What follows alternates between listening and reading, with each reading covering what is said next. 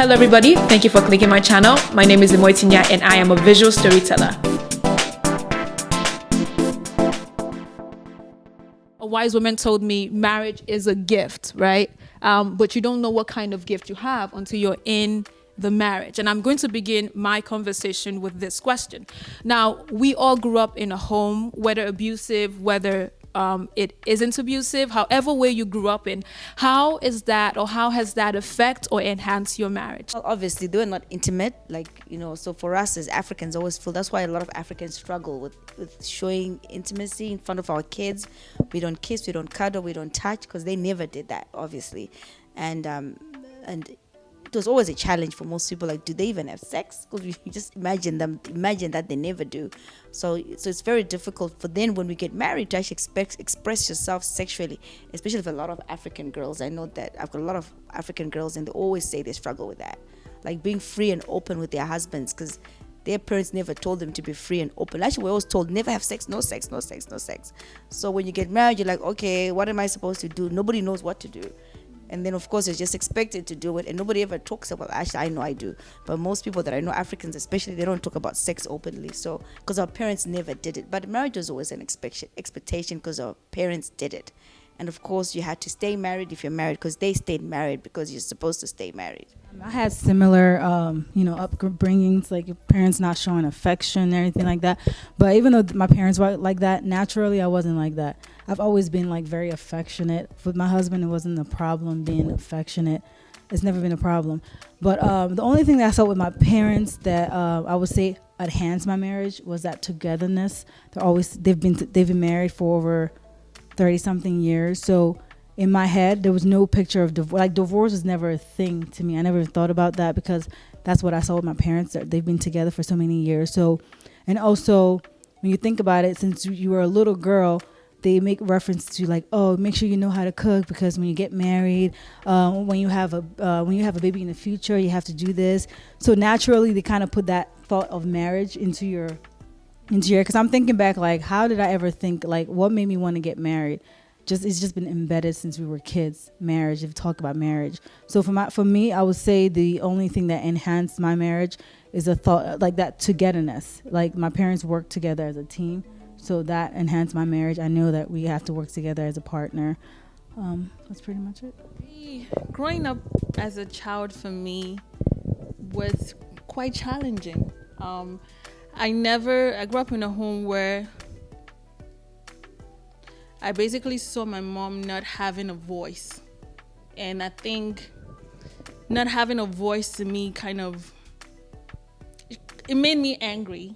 And it made me look for someone that doesn't remind me of who my dad is. I think growing up as a child, there was a level of unity, but partial unity. It was more of, you have to fetch for yourself. If you don't fetch for yourself, then you lose. Because yes, my dad is the head of the household, but a lot of the time I saw my mom have to, I don't know, I just saw struggle with that as in growing up. So as the first daughter, second child, to me, I did not want to represent what I saw in my mom, even though who I am today, 85% of who my mom is I see that in myself. So not seeing love, not seeing that affection, it made me angry. And I came into marriage being angry, not knowing why, but I felt like growing up, that's all it just kind of affected my whole definition of what marriage is. To me, I felt like coming into marriage, if you don't have anything, you lose. So I wanted to come into marriage owning something and don't have to be under a man. So to me, that's what I saw growing up. You mentioned, Monica, that it's something glorious, the way they had presented it. So just go around and just talk to me as to what were you expecting marriage to be and what did it turn out to be? So if you can answer those two questions back to back. I expected it to be this happy ever after. You're always happy. There are no problems, nothing. Like, it's just going to be perfect, because I was so naive, I guess. But then what was shocking is the dynamics of the in-laws. I don't know if you guys experienced it, but it's just shocking how much you have to struggle with in-laws, especially sister-in-laws and mother-in-laws. I never ever thought I always thought my mother-in-law is going to love me, my sister-in-laws are going to be perfect friends. And when I lived with them, that's when I realized, oh my God, we're just such different people with different backgrounds, different upbringings. And I just learned the hard way that women can never live together. No matter who you are, women should never live together, especially in-laws.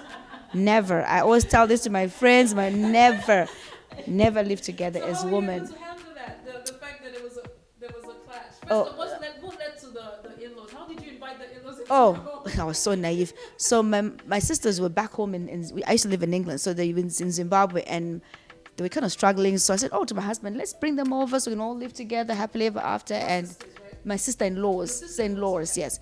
And then my husband wasn't actually, he's like, no, I don't think it's a good idea. I'm like, no, why? It's better. We all support people back home. It makes sense because I was so naive. And he said, no. I said, oh, no, we should be fine. So we brought them over. Oh, my God. It was just the worst thing ever. It was so bad. Towards the end, he had to actually ask them to leave. Not in a good way. It just got so ugly. Of course, I was blamed as usual. So that kind of strained our marriage. We just started off on a really bad note with my in-laws. But it took a long time to really get it together after that. It really did. How long were you guys married before you invited the Oh, in-laws? gosh. 6 months.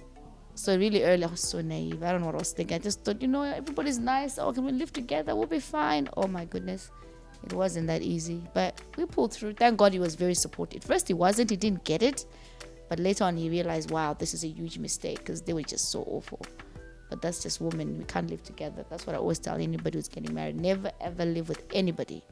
Because you can fight, you can argue, but you always get along as husband and wife. Because you know how it is. Between the sheets, you're best friends. Outside, you can fight. So, but people don't get that. They'll judge that and it just gets ugly. And so it's very difficult. They do. So that's what I would tell anybody. That those are the expectations I thought, but it was just so difficult. Coming to visit for Christmas, for 2 weeks, for 3 weeks, for maybe even 2 months at most, it's okay. 3 months, 6 months, a year, it's just not healthy for anyone. Even for your own sanity, as a woman. Even for them, the husbands struggle with it too. Because they're caught in between you and his family. So now when we have visitors come, the most they stay is probably like 2 months. The most. Most is always like a month or 2 weeks, like around Thanksgiving now, 2 weeks, a week, and that's it. More than that is just too much. First, I would say when it comes to dealing with your in-laws, listen to your husband. For example, I remember your story. You were saying your husband said no. That was your cue, but you didn't understand because he knows his family more than you do. So one thing I've learned is listen to your husband and see follow his cues.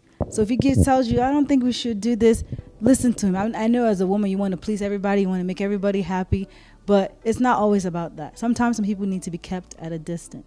Not because you love them, you don't love them, but for the sake of your own sanity and peace of mind, keep them at a distance. I mean, you can still send money to them. They don't have to live under your roof for you to consider them family. And I honestly think in any marriage, it's been said time and time again, third party is not good for your marriage, especially when you're starting your marriage. It's just not good. No matter how much that mother-in-law loves you, you're two different people. Like you can never be perfect in their eyes. Sometimes your in-laws will push you or irritate you or annoy you. I would say no matter what they do to you, try and control your mouth. Because you don't want it to be said like, oh, you did this, you did that. Always make sure you're the better person. Even if they do something to you that's negative, always make sure you control your temper. Always make sure you control your mouth and always give them respect. Well, obviously, some people you keep them closer and some people you keep them at a distance. So that would be my advice. Keep some people at a distance, show them love, pray for them, but they don't need to be in your space. I would say the husband is the one that sets the tone to how the in-laws are going to treat their wife. So I would say advise all unmarried men out there, you have to make sure that you put your wife first because she is first. They're your family, but you have to make sure that you're not catching yourself taking sides. Make sure that you respect, they have to know that this is my wife now. It doesn't mean that you're disregarding your family, but you have to make sure you set the tone. Make sure you hold your wife down no matter what happens. I mean, if your wife is disrespectful, you did something wrong, you got to make sure you correct her, but don't ever do anything. Don't correct your wife openly in front of them. You know what I'm saying? Yes, exactly. And also the man also needs to watch what he's saying behind his wife to his family members, because that's gonna, how they treat you also has to do with what he's telling them. So I feel like at the end of the day, like a woman, you just find yourself fighting and battling all day. If your husband puts his foot down and tells his family, this is how you're gonna treat my wife, that's what they're gonna do. So if your husband puts his foot down, there wouldn't be no issues with in-laws in the first place. So it really has to do with the couple, you know. You cannot be loved by everyone when it comes to in-law. I think I struggle with in-laws in, well, 1 year of marriage, you know. Till this day I struggle with in-law. And I think a lot of my struggles stem from the fact that I'm very vocal and I don't take BS. And I can call you out. They don't like that. They see that as you are disrespectful. But Africans hate the idea of you. They hate when you speak your mind. Exactly. So to me, I feel like just what I've learned so far is you have to give honor to whom honor is due. Meaning the parents, the dad, the mom. To me, I feel like they are the source of the marriage. They are the ones that ask. That basically, they are the one that gave. We ask for our blessing through them. So they are the ones that, to me, I feel like I pay most attention to, or give more care to, or, you know, I would say submit to. Let me use that phrase, submit to. The dad and the mom. Everybody else, to me, I do not give a crap. I don't care.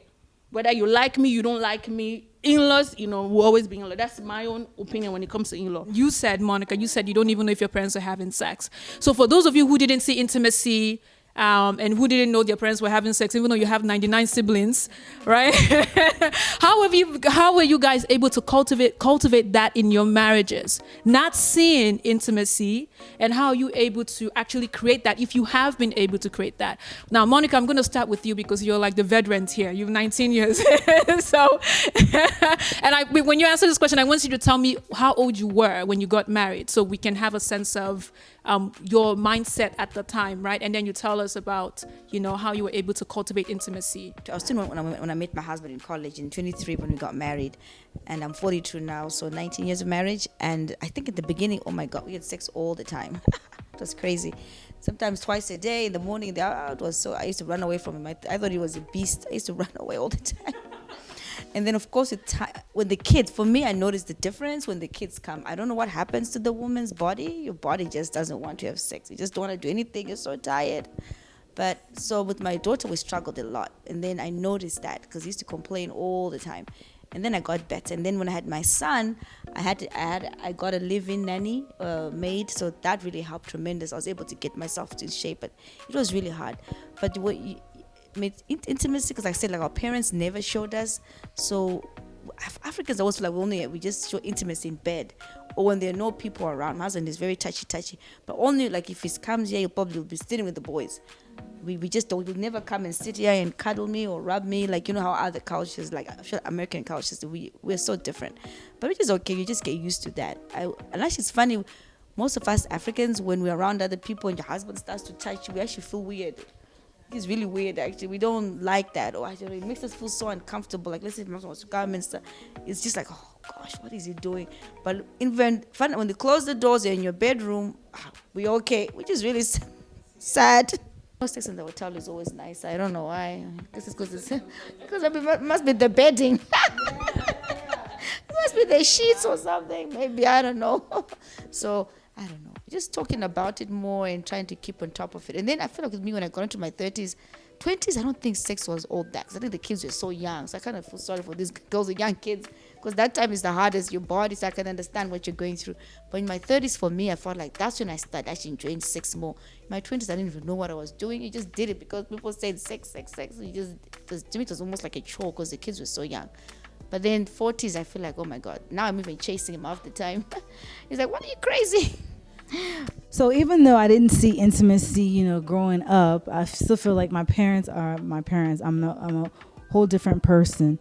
Like I said, naturally, I've always been affectionate. So I never had a problem. You know, I was never shy with my husband. I was always comfortable. And it's a different generation. We know we're exposed from a young age. So even though you didn't see your parents doing that, I mean, we knew what was going on. We were, the way I cultivate our, like, make sure our marriage is spicy is, you gotta catch yourself, because sometimes you get into the swing of things. You go to work, you take care of the kids. If you're not careful, you lose yourself. Like I remember one time I was telling, like, I have like this app. I track my ovulation and fertility and all that stuff. And I was looking through and I'm like, oh my God, it's been 3 weeks we haven't had sex. Like, you get carried away, especially once you start having kids. So you kind of have to make sure you guys catch yourself, and you got to set time for intimacy. Like, we don't joke with our weekends. We make sure we set at least one day for each other every week. Because I didn't see my parents so intimate together, I struggle with that. I'm more of a bedroom, close the door type. I'm a different person when the door is closed. Yay. But in terms of, because I didn't see that growing up, so I struggle with that to today.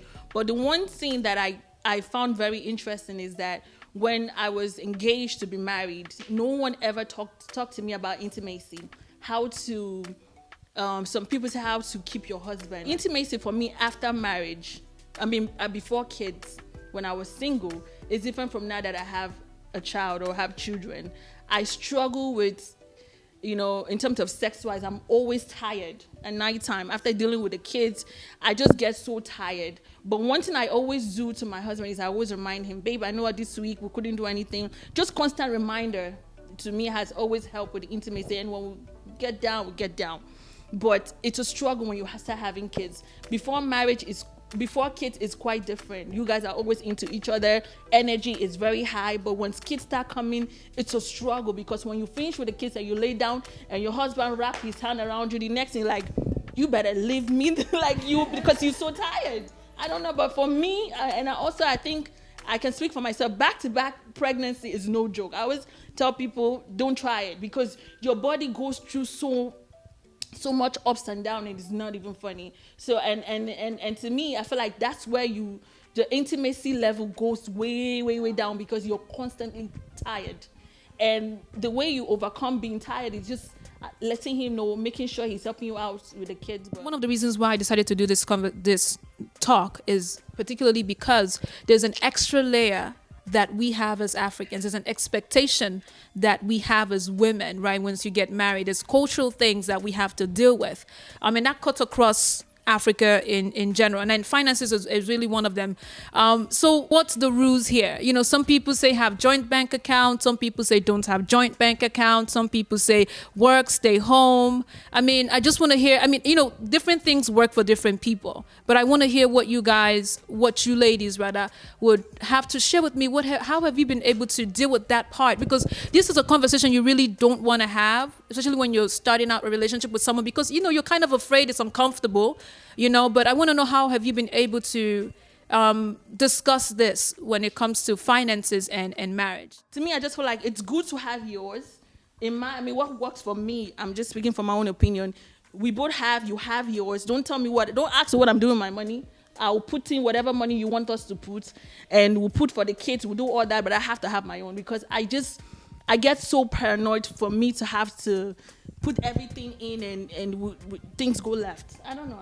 I feel like growing up, that's what I saw, and I didn't want to put myself in that situation. So I believe what has been working for us so far. We definitely have our own goals, and coming into marriage, he knows I had debt. I was very transparent, and one thing I try to do as a woman, I try to be as honest as possible. I tell 99% of the time I'm telling the truth. 1% maybe a lie. I will probably lie 1%, but I go into marriage with that transparency. I'm bringing in $1 million debt, and this is how I'm making my way to pay the debt. No, you're not helping me pay it though. I will pay my debt, and I will still. That's my own. That's what has been working for us. So I want to know, how did you guys decide that this would be the man for me? That's always the hard part, I think. So I want to just, did you have it in your dream? Did the Holy Spirit came down from heaven and revealed it? How did it happen? You said yes. That's a fairy tale. That's a fairy tale. So just go around and just tell me how you when you met your husband to be, when you met him, what was going through your mind? How did you think, okay, this guy's going to end up being my husband and he's going to end up being the father of my kids. So I'll start from this side. I think that's why courtship or dating, whatever you want to call it, is important. I feel like single women, I would advise, like, don't rush. It's not about, don't worry about your age. You need to really take your time, because this, well, at least for me, I feel like once you marry that person, it's marriage for life. So you should be picky about who you want to be married to. Not picky in the sense of like being materialistic, but picky about what you want. So number one, that's why it's important what you said. You have to know yourself first. If you don't know yourself, then how do you know what you want? So once you know who you are and what you desire, then it's easier for you to know what you want. So once you start dating that person, look at the qualities that you're looking for. There's no specific way, there's no specific rule on how to find the right husband. It's everybody's different. I'm a different woman, you're a different woman. So for me, it's not about the physical, it's about the man itself. It's the character, his personality. What are his values? Is he a man that has goals? Is he a man that has vision? Is he a man that makes me want to work harder? Is he a man that I can look up to? Does he have moral standing? To me, those are the things that I look at. Every woman is different. Now, there's some things that we didn't learn growing up. I used to say when I was dating, had a boyfriend in New York, when it was time for him to drop me off, he would drop me off like 7 blocks away from my house. So my father wouldn't see me with him or something like that. Now that I'm like older, they're like, where's the man? I'm like, well, you never gave me you never allowed me to date. So what are you talking about? But anyways, my thing is, how are you guys changing the way you're raising your children? So now sex is one of the big topics, that we talked about today. And that's something that you don't know much about. I remember my mom would always say, hold yourself. That's her saying of don't get pregnant and don't sleep with, a different kind of man. The other one is either hold yourself. What's the other one? She has a lot of sayings that she would do. And that's something we don't hear much about. No one tells you about marriage, the reality of marriage. Everybody wants you to get married. Now, how are you ladies raising your sons and daughters differently? What are you doing now that you wish your parents had done? Or maybe you don't wish that, but hey, that's the question. I'll start with you. That's a very good question. It's definitely true that the way you're raised can affect who you are as a person, but you have to choose to either continue to be like that or not be. So part of growing up and being matured is recognizing, I guess, maybe issues and wanting to work and be a better person. I mean, like we said, like growing up in an African household, obviously you don't see that much affection. Didn't mean they didn't love us. So me and my husband, we sit down and talk about stuff like that, like how was my childhood growing up? How was your childhood growing up? And we both noticed like the mistakes our parents made, and we are consciously making sure that we are doing better with our children. With the way we show a lot of affection. That's number one. We make sure that we're showing a lot more affections than our parents do. Like, I make sure every single day they hear the word "I love you." Every single day, every child gets a hug. And another thing we're making sure we're doing is not to be so quick to like punish. Spank. Like when they do something, get on their level, talk to them, have conversations with your kids. You want to make sure that your kids are comfortable talking to you. It's not about being aggressive all the time, because that really shows that you don't have any control. You shouldn't have to be so aggressive with your children. You should be able to speak with your kids. So I think we're starting that from a very young age now.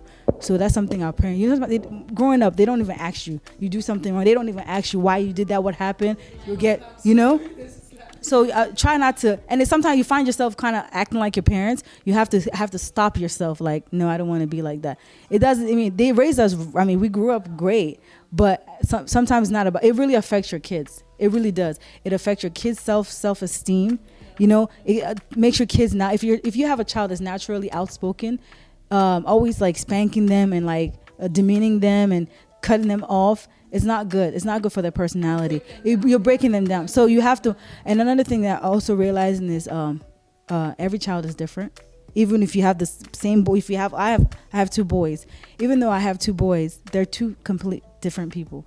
So I have to make sure that the way I'm raising each of them is different. It doesn't mean that I'm treating one better than the other, but the approach that I use for each child, disciplining and talking, is different. Because their personalities are different. One child is more emotional, so even speaking alone is already crying. you know. So I have to make sure that how I'm treating each child, I'm making sure that I'm giving each child their own needs. You know, their needs are different. Why everybody's giving birth to 2 kids, no more than 2. Everybody, I see a lot of 2 kids. I don't see 3 sometimes. Yeah, 3, 4. Although I still see 6. So the question is, how are you raising your children differently? Just piggyback from what she said, exactly. I like what she said. It probably said it all for me. Same things. I've got teenagers, 18 and 16, 18 girl and 16 boy. And it's funny what she's saying, like the things that our parents said to us. There was a time, I think she was probably about 9 or so. I had to catch myself, like, oh, don't do this because you might not. I do not find a man, but you'll embarrass us. I said to myself, why am I saying that? It's exactly what my mom used to say to me, and it's not really healthy because you're trying to build a character out of what she's not. So I had to catch myself and be more open, like I like what she said. Like, my kids are so different, boy and girl. My son is just something else. My daughter is something else too. But we have to know your child's character and just try and talk to them like that. We're not perfect. We learned through mistakes. Like all this spanking, people think it's good. I know we all argue about that. It really, really is not. Because we were spanked so much, they didn't really, I don't know. They say it doesn't build character. And I had to tell my husband to stop doing that because his father was a police officer and they got beaten up like crazy. Not that it was bad, but you know, that's what they knew. So I had to catch my husband, like, this is not working. Let's keep spanking this boy, it doesn't work. And actually, when he stopped doing it, he started talking to him more. It's actually turned. It really does. But I was going to say something with the spanking. I remember, I think the relationship with my mom got better when she stopped hitting me, actually. Like, I remember, you know, when she started to talk to me more, I felt like she saw me as a woman and as a little girl I should use. And then it just only got better from there. This is my last question. I want you ladies to share with me what your advice for single women. What do you think a single woman should know? What do you think a single woman should know before they get into marriage? Well, my advice to women that are single is, number one, you have to know yourself first. And knowing yourself means you have to know yourself in all different layers of life. Spiritually, emotionally, mentally, all that is very important. Number two, you go through major disagreements in marriage. But I think the most important thing is knowing why you decide to share your make the vows to be with this person. That's another key that you must know. I always tell my single friends, marriage is not. It's a choice. If you're not happy in marriage, do the work. Try to go through counseling and do all that. But if you feel like you can't take it anymore, you can also have a choice to leave. It's not a do or die. I think our parents made us understand that this thing must work. Whether me and your dad are not together, or you can see that they're not happy, it's not. I think it's also a choice. I'll let my single friends to make sure that they have their dreams. Have their dreams before marriage, so that when you're in marriage, the dreams can flourish. Because in marriage you might lose yourself in terms of birth, having kids and all that. Like for me, I can specifically say, since I've been married, I think I almost lost myself because I was raising kids, the dreams and all this thing that I wanted to do. I just almost like everything is being buried. Start your dreams, start building yourself prior to marriage. So when you come into marriage, you have something to hold on when life gets really difficult. And I think that's, and also I want single people to understand that there's no such thing as relationship goals. To me, I feel like it's almost like a fairy tale. There's no relation. My marriage is not perfect, and nobody's marriage is perfect. We're just doing what works for us, as long as we are happy with each other. There's no such thing as a perfect marriage. There's no such thing as, oh my God, they're cute together. Oh my God, the kids didn't. We go through our own personal struggle, but first it has to start from knowing who you are as a person. I'll just round it off in 3 words. Just be yourself. Like, I like what both of you say. Just be yourself. Because a lot of us, because we're trying to please these men and want to get married, we change a lot just to please them. And it's really hard. And then later on, you then start to become yourself, and the other partner can't take it. Like, oh, that's not who I married, That's why there's a lot of problems. Just be yourself. That's all I can say. Open communication. Monica, thank you so much. It was one phone call and I was like, you have to be here. Yes, we talk all the time, so we have no problem about that. Olayinka, I'm so grateful that you came. Thank you for the conversation. Thank you for trusting me with your story and your words. So I'm grateful to have all of you, and I know that for sure women will definitely, single women particularly, and married women or newly wedded will learn from what has been said today. So thank you all, and we will of course see you all soon. I hope.